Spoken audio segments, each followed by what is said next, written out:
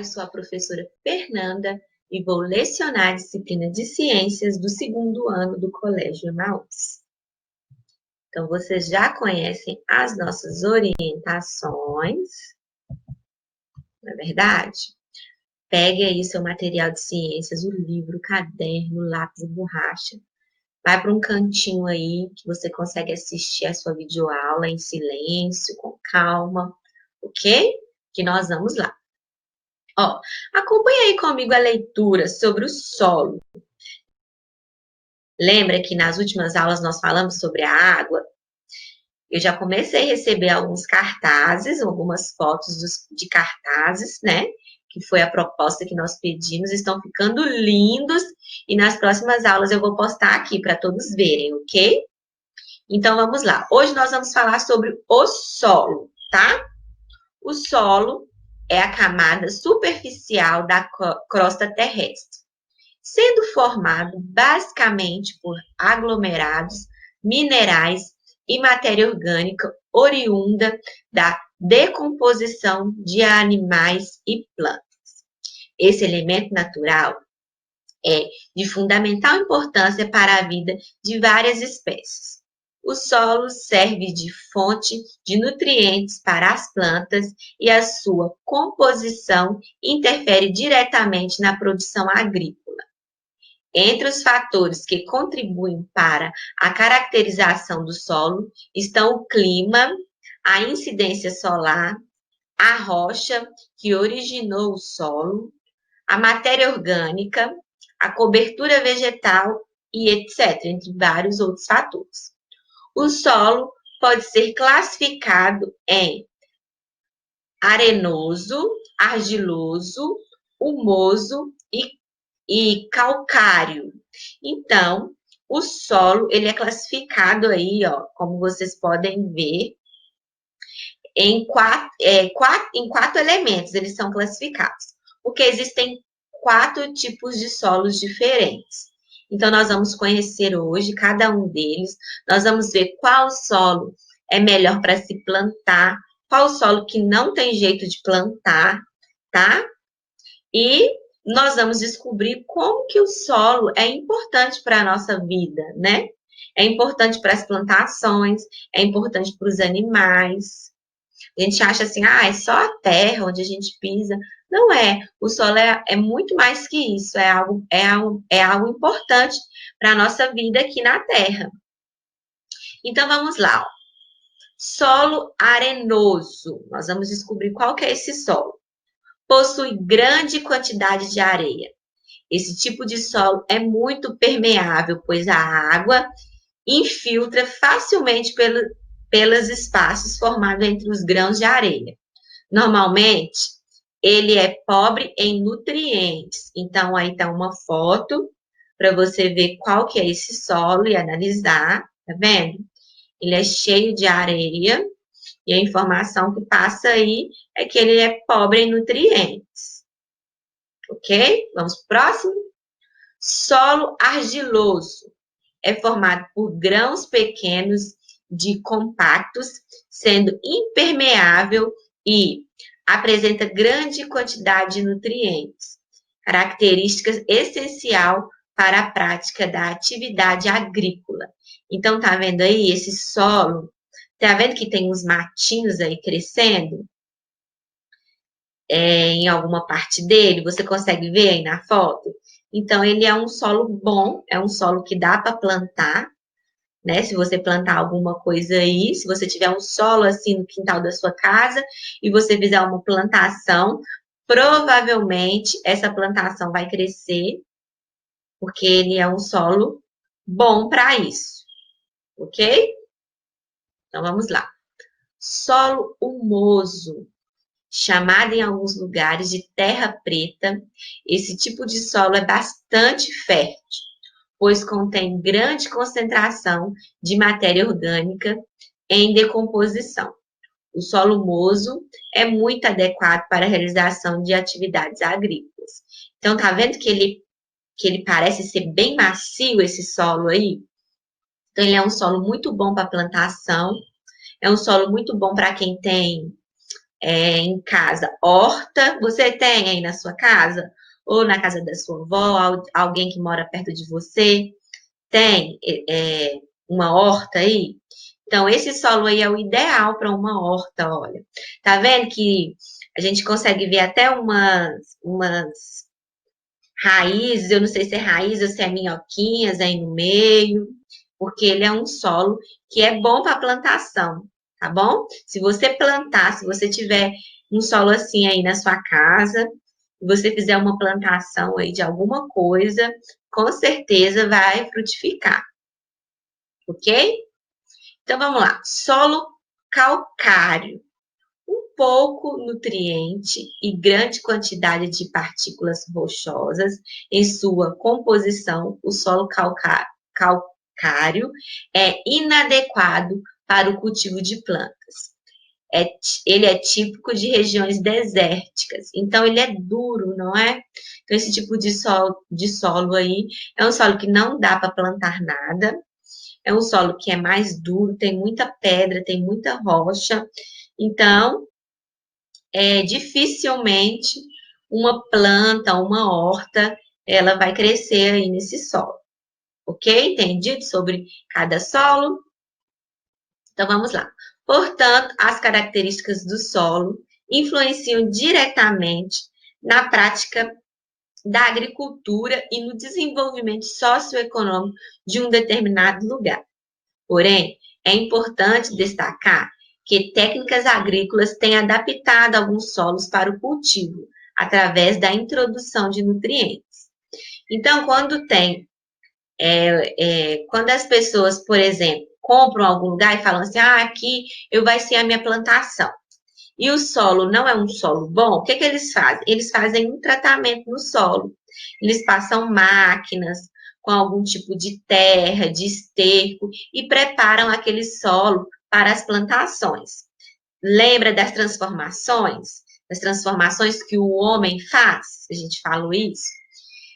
Então, essas transformações também acontecem aí na agricultura, no solo, né? As pessoas transformam aquele solo para haver crescimento do que ele vai plantar, da criação dele. Então, vamos continuar aí. Outro aspecto que deve ser pontuado é a poluição do solo, que é causada principalmente pelo lixo despejados em lugares inadequados e pelos agrotóxicos utilizados em plantações. Então, assim, nós temos também que pensar nisso, né? Esses agrotóxicos utilizados em plantações, às vezes eles são muito fortes, aí eles caem no solo e deixam o solo ruim. Isso acontece também. Então, vamos lá? Mas, deixa eu explicar para vocês uma coisa. As pessoas os agricultores, eles precisam muitas vezes de jogar esses agrotóxicos nas plantações para matar os bichos, para matar os vermes que dão nas plantações. Então, por isso que eles precisam disso. Caindo no solo, prejudica o solo. Mas eu acredito que quem tem esse trabalho com a agricultura, ele já é preparado para preparar o solo de novo, novamente, para as novas plantações, ok? Então, vamos lá. Lá no livro de vocês, de ciência, pega ele aí. Lá na página 65 do livro de ciências, tem uma leitura aí sobre o solo. É tudo que tem no livro, essa leitura aí, tá? Não tem uma leitura assim muito grande no livro, então tem uma leitura pequenininha destacando sobre o solo. O solo é também chamado de terra. No solo, plantamos, criamos animais, construímos nossas moradias e muito mais. O solo é importante para a vida de todos os seres vivos do planeta onde vivemos. Tão importante quanto o ar, a água e o sol. O solo é formado de argila, areia, pedras, restos de animais e de plantas e outros materiais. Então, aí, esse texto, ele destaca, né? Ele fala que o solo, ele é tão importante como a água e como o sol, né? Porque É através do solo que vem as plantações, que vem a vida, né?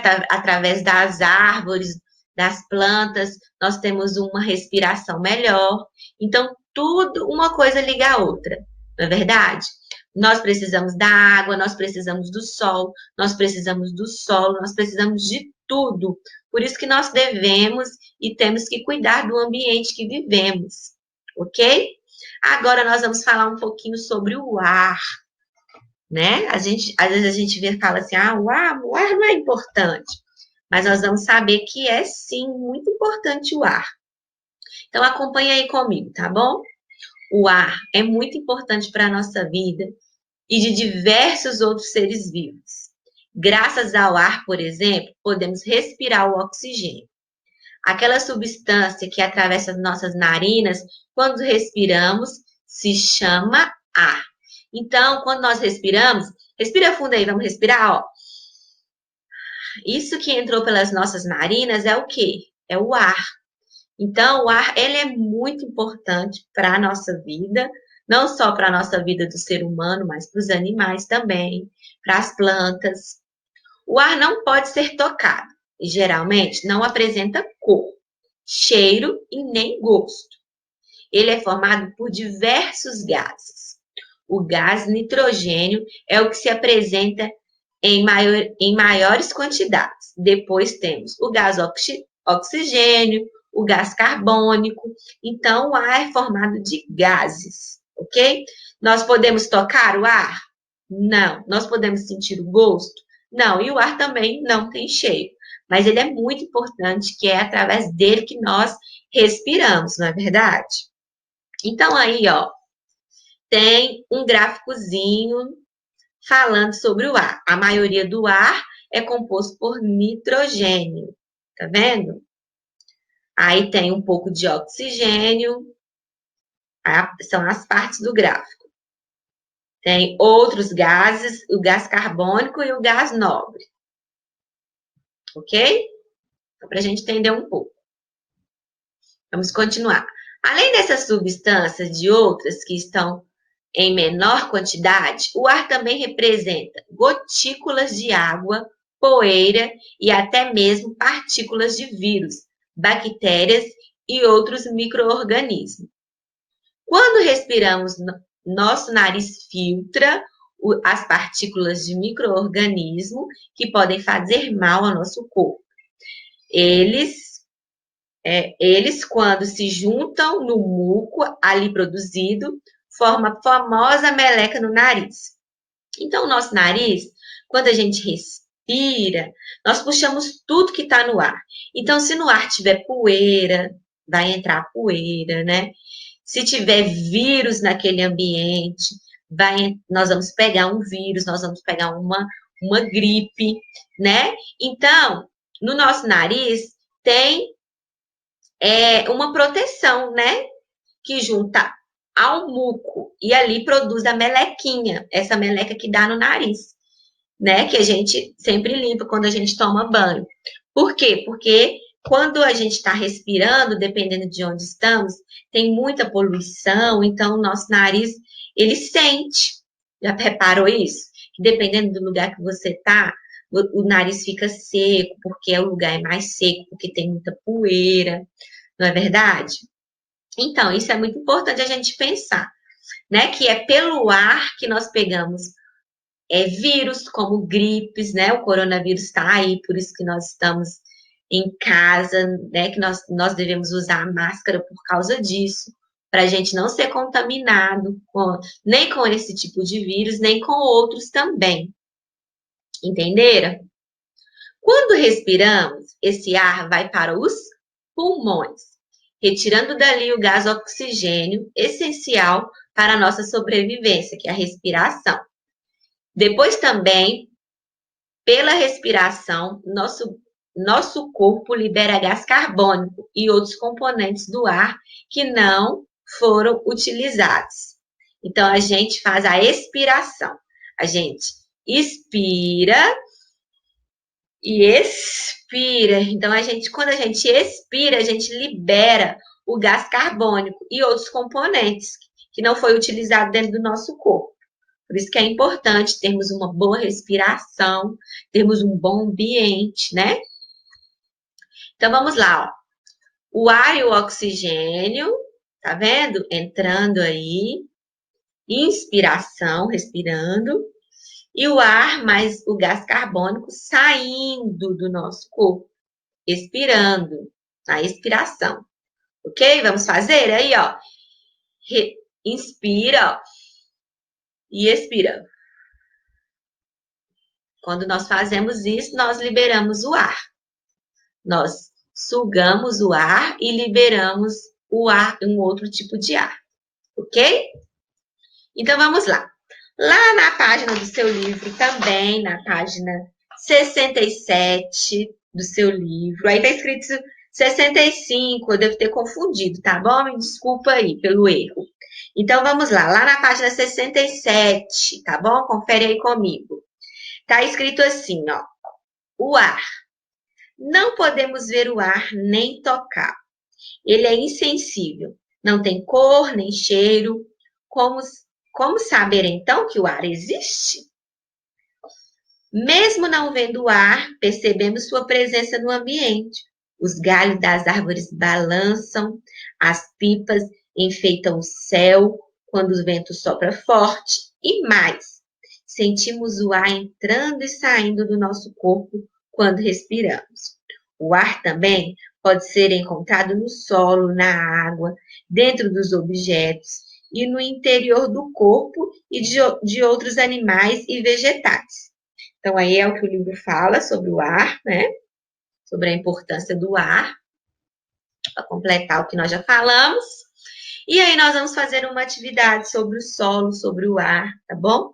Lá na página 64, 65, 66, 67, 68 e 69 do livro de ciências, tá bom? Você vai fazer aí sua atividade com bastante capricho, com bastante atenção. Qualquer coisa, volta na videoaula, tá? Para você responder. E eu estou aguardando mais fotos dos cartazes que eu vou postar nas próximas aulas, ok? Combinado? Então, até a próxima aula. Lembre-se